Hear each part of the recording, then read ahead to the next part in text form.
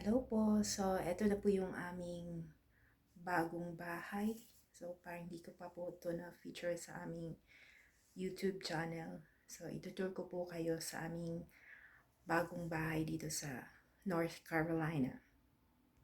So, ito po yung kwarto namin. Sorry kung medyo messy pa masyado. So, halos lahat po ng mga gamit dito ay mga bigay sa amin. Yung mga ano ng bed ay mga bigay lang po yan siya. Yung malamig na kumot. Diyan po yung working area ko at dyan din po nag-charge si Mr. Kaya medyo magulo at gumagawa pa po ako ng lesson para bukas. Meron kasi akong observation. So, dyan yung working area ko. Tapos, dyan lang namin tinatambak yung aming labahan. Tapos, ito bigay lang sa amin. Ginawa naming closet ni Eman. Kasi merong closet dito, pero medyo maliit. Ito yung sa akin. Medyo maliit lang siya. Kaya hindi magkakasya. Ayan po, binili namin. Ito yung unang binili namin kasi pag open ng wala kasing lock. Yan, ginawa lang namin siya ng lock. So, walang lock. Kaya nilagyan namin ng ganito para in case na ma-open siya ay merong harang. So, yan, binigay lang po yan. Ito yung binigay ng parents sa amin. Ginawa kong altar. Yan, yung mga gamit dyan ay mga bigay lang po yan siya. So, nilagay namin dyan. So, ito po yung kwarto. Merong CR, kaya lang naliligo si Mr. Kaya, dito tayo sa labas. Yan. So, dalawang pamilya yung nakatira dito. Umalis yung aming kasamahan. Hindi namin alam kung ano. So, ito yung aming bahay na bago. So, dito sa labas yung aming laundry area. So, bumili nito yung kasamahan ko. Kaya, naghati na lang kami ng yung dryer. Yung mga basic need na ganyan. Yun yung aming binili. Kasi wala dito. Tsaka yung refrigerator kasi kailangan talaga. So, ito yung mga na sobra na siya. So, ayan siya. Ito yung palabas ng bahay. Doon ang garage namin. Yan. So, itong table na ito ay mga bigay po. Yan. Dito kami kumakain ni Eman. Tapos doon sila kumakain. Bigay lang din po yun sa amin. So, yung binigay na yan, siguro pupunta kami mamaya sa kanila dahil may Bible study. Yan. Paunlakan namin yung kanyang alok sa Bible study. Then ito, bago ito siya. Ito yung binili namin. Kasi merong pinagamit dito yung may-ari. Yun na ref. Freezer lang siya. Wala siyang fridge na pang imbaka ng mga tira-tira. Kaya bumili kami nito. Then yan yung bigay din sa amin. Yan. Pero hindi masyado ako kasi palakapi kaya hindi siya nagagamit. Diyan ko nilalagay yung mga lamas-lamas ko. Yan. Tapos yung mga plate na yan, mga bigay lang po yan sa akin. Dito naman kami nagsasaing. Iba-iba po yung aming rice cooker kasi iba-iba yung time ng pag-prepare. So, ito yung sa kanila. Ito naman yung sa amin. Bigay lang din po ito. Yan, yung air fryer. Ito, hindi pa ako magamit ng Kasi okay lang naman na yun ang inumin. Tapos, bumibili kami ng bottled water. Then, dito, mga bigay-bigay. Ang dala lang po namin ito yung kutsara na galing sa Pilipinas. Yung ganito. Inugasan ko yung bago dyan. Yan, the rest, mga bigay po yan. Ang dami pang mga bigay dito. Wala po kaming binili ng mga kitchen na mga casseroles, pans. Halos bigay pa po yan siya. Yan. And then, mga plates namin, mga bigay. Wala po kaming binili. Ito, binili po namin ito doon sa nagbigay sa amin ng mga school supplies. Pero mura lang po ito. Parang $2 lang ang namin. Lahat ng yan. Yan. So, ayan. Ito lang po dala namin. Yung baso na galing sa Pilipinas. Ayan. Bigay pa po yan ni Ma'am Erlene Garay. Yan. Yung pan toaster. Bigay lang din po yan siya. Yan. Kasi ang dito sa bahay, meron na kasing ganito. Merong electric stove at saka microwave. Kasali na po yan sa bahay. Then yung mga nandyan, sa kabila, ito at saka yan. Sa isang kasamahan ko yan na nandito sa bahay. Ito yung ref na bigay. Then dito, itong dining, binigay po ito sa akin ni Ma'am Jennifer, Miss Jennifer at yung family niya.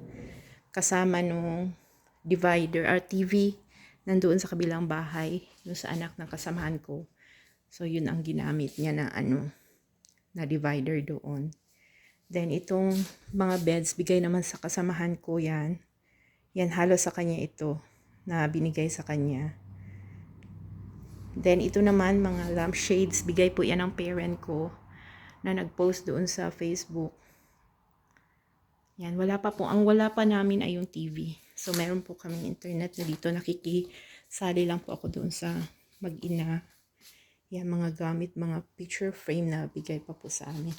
And then yung 2 kwarto at saka isang banyo sa kasamahan po namin yan.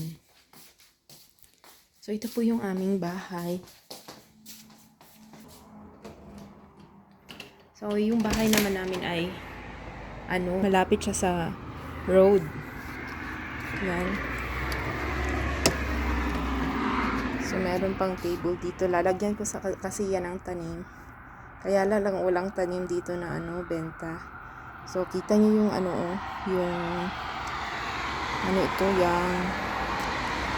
yung puno, no, nalalaglag na talaga yung dahon niya.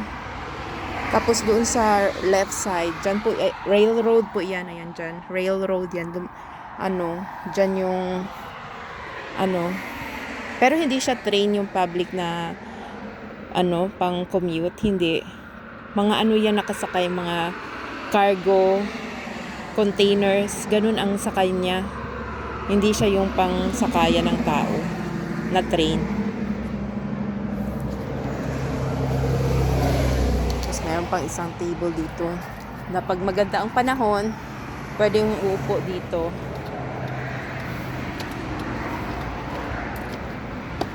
Then dito sa likod namin, ayan, libre lang ang dito, yung may-ari ang nagbabayad para sa pag-collect ng basura. Sa likod namin merong ganito, trailer na house. So yan ay pauupahan din. Pero sabi ng may-ari, meron na daw uupa dyan na Pinoy din. Pero kung may kakilala daw po kami na gustong umupa dyan ay pwede. Pero available siya sa March pa. So ito yung sa likuran namin. Dito sa likuran pwede kaming kung anong merong mga events, ganun, pero parang wala naman. Halos lahat ay nakasettle na ang mga kasamahan ko. Kaya hindi na sila na titira dyan sa kabila.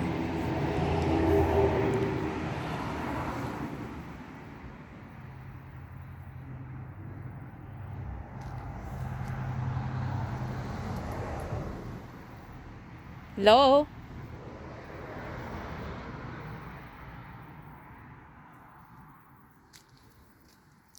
Tapos tingnan natin sa mailbox. Dito yung mailbox na araw-araw kong tinitingnan, baka merong walang mail.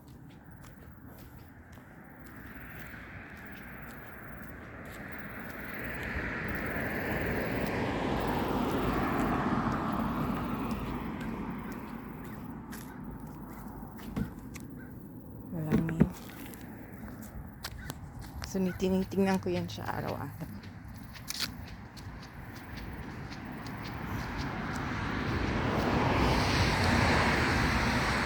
Ang katabi namin dito ay clinic. Ang katabi namin clinic, tapos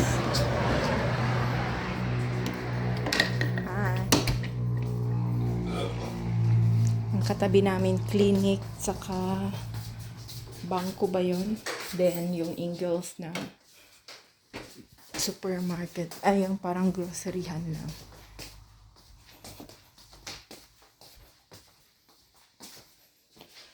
Pupunta kami ng Walmart para mamili ng para bukas. So ito yung banyo namin. Medyo magulo pa. Yan kami na naglagay niyan.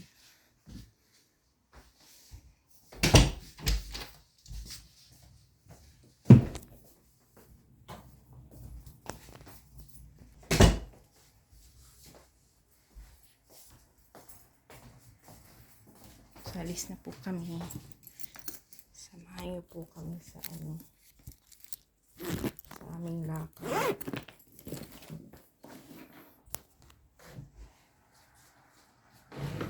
Sabi ko kay Emma, ilak niya ito, baka mabusan ng damit niya.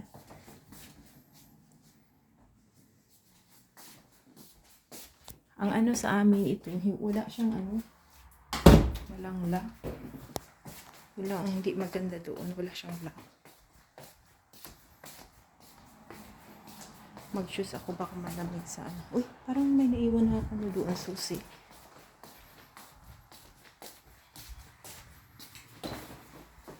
Parang naiwan niya.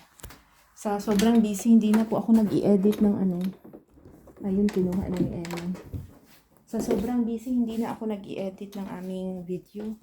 Diretso na siya post. Kaya makita nyo, walang mga yan, walang edit-edit yung aming video. Yan, so pupunta po kami ngayon ng Walmart. Pamili ng ulamin. Babaunin ko at pang-ulam namin.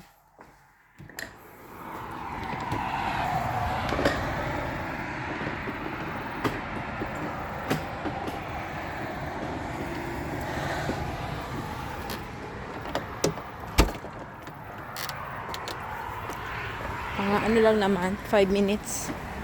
5 minutes lang dito ang Walmart.